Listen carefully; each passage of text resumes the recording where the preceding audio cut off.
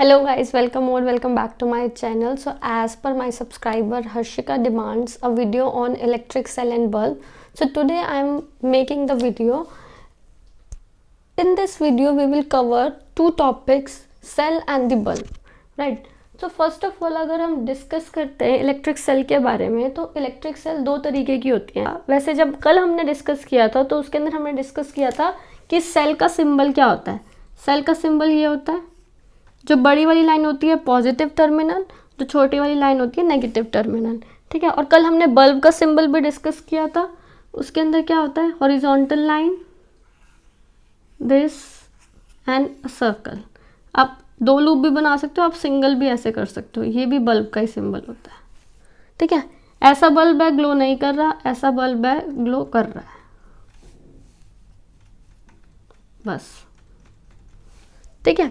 तो ये तो कल हमने सिर्फ सिंबल डिस्कस किए थे, बट आज हम इन डिटेल डिस्कस करेंगे। सबसे पहले इलेक्ट्रिक सेल की अगर हम बात करते हैं तो इलेक्ट्रिक सेल दो तरीके की होती हैं। एक होती है प्राइमरी सेल, दूसरी होती है सेकेंडरी सेल। प्राइमरी सेल वो सेल होती है जिनको आप रिचार्ज नहीं कर सकते, ठीक है। एक बार जो यूज़ किया आपने, आप उसको फेंक दोगे। जैसे अगर मैं आपको शो करूं तो ये मेरा एसी का रिमोट है। जब मैं इसके अंदर से जो सेल निकालूंगी, अगर ये एक बार यूज्ड अप हो गई then it will be a waste for me, okay. इस वेस्ट को हम बोलते हैं केमिकल वेस्ट। अब क्यों ये अंदर क्यों इलेक्ट्रिसिटी कंडक्ट कर रहा है, उसका भी रीज़न होता है। इसका एक टर्मिनल है, देखो आप ध्यान से देखना, जब आप ध्यान से देखोगे तो ये है पॉजिटिव टर्मिनल, ठीक है। एक पॉजिटिव टर्मिनल है और एक नेगेटिव टर्मिनल है, यहाँ पे मेंशन भी किया हुआ है, ठीक है। इसके अंदर एक कार्बन की डायोड होती है। कार्बन है तो ऑब्वियसली केमिकल एनर्जी, और इस केमिकल एनर्जी से क्रिएट होती है इलेक्ट्रिकल एनर्जी। वो सब इन डिटेल अभी हम डिस्कस करेंगे बाद में। पहले बेसिक समझ लेते हैं कि सेल के कितने टाइप्स होते हैं, कैसे हम डिफ्रेंशिएट कर सकते हैं। तो सेल, इलेक्ट्रिकल सेल दो तरीके की है, प्राइमरी सेल और सेकेंडरी सेल, ठीक है। अगर मेनली आप डिफरेंस देखोगे तो जो प्राइमरी सेल होती है वो रिचार्जेबल सेल नहीं है, ठीक है। It is not rechargeable. एक बार आपने यूज़ कर दिया, उसके बाद ये आपके लिए वेस्ट है। This is just a chemical waste for me. Use हो गई, उसके बाद रिमोट नहीं चलेगा, यूज्ड अप हो गया, इसको फेंकना पड़ेगा। बट जो सेकेंडरी सेल होती है, ठीक है, secondary cell is rechargeable cell, उसको आप रिचार्ज कर सकते हो। Secondary cell is rechargeable cell, ठीक है। अब एक एक एग्जाम्पल देखते हैं। जैसे ये वाली सेल है, इसको आप कौन सी कैटेगरी में डालोगे, इसको आप प्राइमरी सेल की कैटेगरी में डालोगे। इसके एग्जाम्पल भी है। फर्स्ट एग्जाम्पल ही मैं आपको शो कर रही हूँ, दैट इज वोल्टाइक सेल। ये वाली जो आपके पास सेल है ये वोल्टाइक सेल है, ठीक है। डैनियल सेल वो भी प्राइमरी सेल का एग्जाम्पल है। लैग्रांजे एंड ड्राई सेल ये भी प्राइमरी सेल के एग्जाम्पल है। Means they are not rechargeable. एक बार आपने उसको यूज किया, उनका electrical energy, chemical energy consumed हो गई, there will be no conversion to the electrical energy and that will be a waste for you. लेकिन जो सेकेंडरी सेल्स होती हैं, जैसे कि एग्जांपल के अंदर आप देख सकते हो Edison cell, lead acid accumulator, ये सारी इन्वर्टर की बैटरी, ठीक है। ऐसा तो नहीं है कि एक बार बैटरी कंज्यूम हुई उसके बाद दोबारा चार्ज ही नहीं होगी, ऐसा तो नहीं होता इन्वर्टर की बैटरी। ऐसा तो नहीं कि हम रोज फेंक रहे हैं इन्वर्टर की बैटरी को, या हर महीने फेंक रहे हैं या हर हफ्ते फेंक रहे हैं। एक बार हम महंगी बैटरी लेते हैं, वो रिचार्ज होती रहती है। जब इलेक्ट्रिकल सप्लाई है वो रिचार्ज, तब वो हमें एज ए सपोर्ट करेगी, चार्ज होएगी उसके बाद, और फिर उसको फिर से हम यूज़ करेंगे। तो दैट इज रिचार्जेबल, ठीक है। इवन दो कई सेल्स इनमें भी रिचार्जेबल के ऑप्शंस आते हैं, ठीक है। वो थोड़ी एक्सपेंसिव, जो भी रिचार्जेबल बैटरी होती है, रिचार्जेबल सेल होती है, वो एक्सपेंसिव होती है, ठीक है। और कोई अगर आपसे पूछे ना सेल और बैटरी में क्या डिफरेंस है, कल भी मैंने आपको बताया था। जैसे अगर आप इसके ऊपर देखोगे, हर सेल के ऊपर उसकी वोल्टेज मेंशन होती है। मान लो कि ये 2 वोल्ट की है, ठीक है, 2 वोल्ट, ठीक है। अब ये एक सेल है, सेल का सिंबल होता है ये 2 वोल्ट की सेल है। मान लो अगर कोई आपको बोले कि आपको बैटरी बनानी है 6 वोल्ट की, ठीक है। अगर आपको 6 वोल्ट की बैटरी बनानी है तो आपको ऐसी कितनी सेल चाहिए होंगी, आपको ऐसी 3 सेल चाहिए होंगी, क्योंकि 2 + 2 + 2 विल गिव यू 6 वोल्ट। और आप उसका सिंबल भी कैसे ड्रॉ करोगे, सिंगल सेल का सिंबल ऐसे हम ड्रॉ करते हैं। और मैंने आपको कल भी बताया था, जब आप बैटरी का करोगे तो 1 cell, 2nd cell, 3rd cell, ये आपकी तैयार हो गई बैटरी, और ये बैटरी कितनी वोल्टेज की है, कितने वोल्ट की है, 6 वोल्ट की। ये सेल कितने वोल्ट की थी, 2 वोल्ट की। ठीक है, तो ये डिफरेंस था मेन तो सेल में कि इलेक्ट्रिकल सेल 2 टाइप की, प्राइमरी सेकेंडरी, उसके बाद उनके एग्जाम्पल और उनका मेन डिफरेंस कि प्राइमरी नॉट रिचार्जेबल, रिचार्ज आप उसको नहीं कर सकते, सेकेंडरी दे आर रिचार्जेबल, उसको आप बार बार रिचार्ज करके यूज कर सकते हो।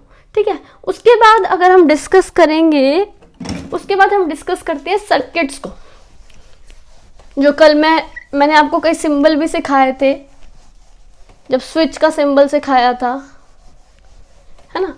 अगर आपको करंट पास कराना है उसके लिए आपका जो सर्किट होना चाहिए, सर्किट भी 2 तरीके के होते हैं, एक होता है क्लोज सर्किट, एक होता है ओपन सर्किट।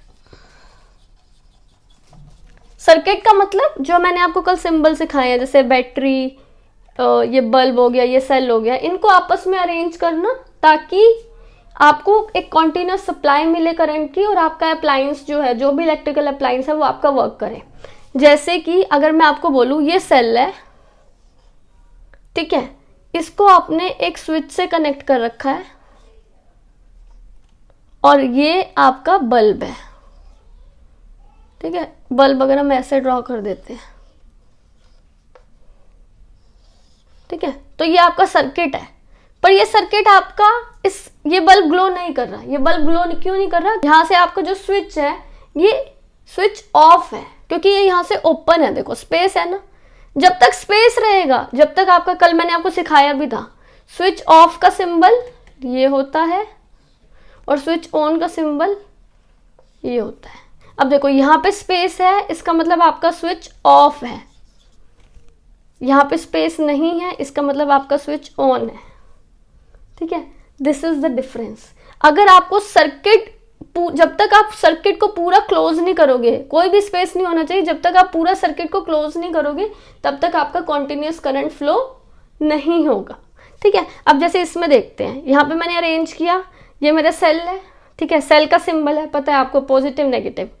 ये स्विच है, अब इस टाइम स्विच क्या है, स्विच ऑफ है, तो बल्ब ग्लो नहीं करेगा। और यहीं अगर मैं ऐसे ड्रॉ करूं कि ये सेल है, ये सेल है, ठीक है, नेगेटिव टर्मिनल, पॉजिटिव टर्मिनल, और यहां पे स्विच है,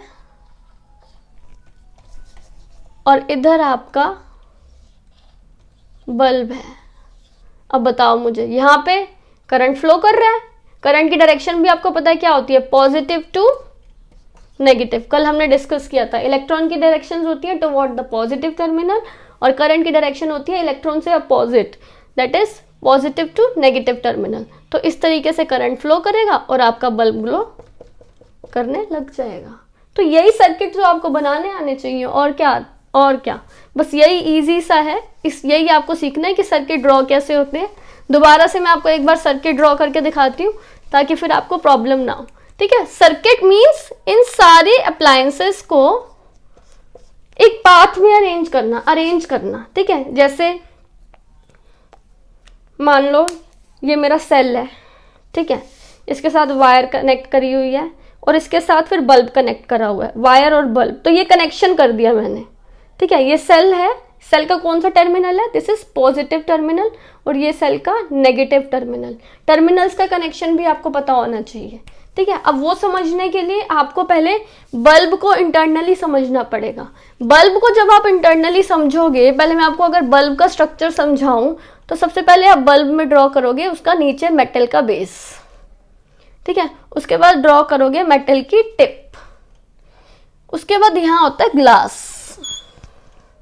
ठीक है, ग्लास के अंदर होती है आपकी फिलामेंट। अब देखो, ये है हमारा मेटल केस, ये है हमारा मेटल बेस। मेटल बेस के साथ ही आपके पास यहाँ पे है मेटल की टिप, ये है आपका ग्लास, और ये है अंदर की फिलामेंट। ठीक है, अब जब 2 टर्मिनल्स, हर एक चीज के 2 टर्मिनल है, इस सेल के 2 टर्मिनल है ना, देखो, एक पॉजिटिव और एक नेगेटिव, 2 टर्मिनल्स है। वैसे ही बल्ब के अंदर भी अभी आपको टर्मिनल सिखाऊंगी कहाँ होते हैं। उससे पहले देखो, ये जो बल्ब के अंदर आपको ये वायर दिख रही है ना बेटा, इस टाइप से, जो मैं अंदर ड्रॉप भी करती हूँ, जैसे मैं बल्ब ड्रॉ कर रही हूँ सिंबल, तो मैं ऐसे कॉइल कर देती हूँ। ये जो चीज है, ये वाली चीज, ये है फिलामेंट, ये वाली चीज, दिस इज फिलामेंट। ये बहुत इंपॉर्टेंट है बल्ब में। अगर किसी चीज की फिलामेंट, अगर बल्ब की फिलामेंट टूट गई तो बल्ब आपके लिए फिर it is just a waste, कोई काम की चीज नहीं है वो आपके लिए, बर्बाद है वो चीज आपके लिए। ठीक है, ये जो फिलामेंट है ये किस चीज की बनी होती है? फिलामेंट बनी होती है बेटा एक मेटल की, उस मेटल का नाम होता है टंगस्टन। ठीक है, अब ये सोचो कि बल्ब की दुनिया में इतने बल्ब हैं, उनकी फिलामेंट के लिए हमने टंगस्टन मेटल को ही क्यों चूज किया?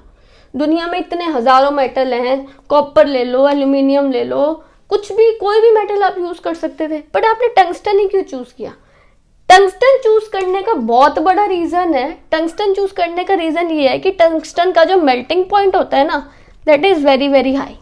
ठीक है, जब भी आप बेटा एक चीज हमेशा ध्यान रखना, जो एनर्जी है ना, आप इस बल्ब को ऑन कराने के लिए क्या दोगे? इलेक्ट्रिकल एनर्जी सप्लाई करोगे। ठीक है, जब भी आप एनर्जी सप्लाई कर रहे हो, जो आप इलेक्ट्रिकल एनर्जी सप्लाई कर रहे हो, वो एनर्जी क्या करेगी? वो एनर्जी जाएगी इस बल्ब के अंदर और पहले इस बल्ब की फिलामेंट को ग्लो कराना चाहेगी। ग्लो कराने के लिए ये ऐसे नहीं है कि बल्ब ठंडा है, बिना इलेक्ट्रिकली सप्लाई के बल्ब ग्लो हो जाएगा, नहीं, फिलामेंट ग्लो हो जाएगी, ऐसा नहीं। जैसे ही इलेक्ट्रिकल एनर्जी इस बल्ब में आएगी, जैसे ही इलेक्ट्रिकल एनर्जी इस बल्ब में आएगी, धीरे धीरे इस बल्ब की फिलामेंट का जो टेम्परेचर है वो बढ़ना स्टार्ट हो जाएगा। ठीक है, it means electrical energy is now been converted into heat energy, और इस हीट एनर्जी की वजह से ये जो फिलामेंट है धीरे धीरे गर्म होगी, पर ये मेल्ट नहीं होगी क्योंकि टंगस्टन का जो मेल्टिंग पॉइंट है वो बहुत ज्यादा हाई है। ठीक है, जब ये फिलामेंट हॉट होगी, हॉट होने के बाद ये ग्लो करना स्टार्ट कर देगी। और मैं आपको बताती हूँ, बल्ब के अंदर एक गैस फिल्ड होती है, जिस गैस का नाम होता है आर्गन। ठीक है, जैसे ही इलेक्ट्रिकल एनर्जी इस आर्गन के पार्टिकल्स में आएगी, ये पार्टिकल्स जो हैं ये ग्लो करना स्टार्ट हो जाएंगे। ये भी आप आगे पढ़ोगे, मैटर की एक स्टेट है जिसको हम प्लाज्मा बोलते हैं, बट ये थोड़ा हाई लेवल का कॉन्सेप्ट हो जाएगा।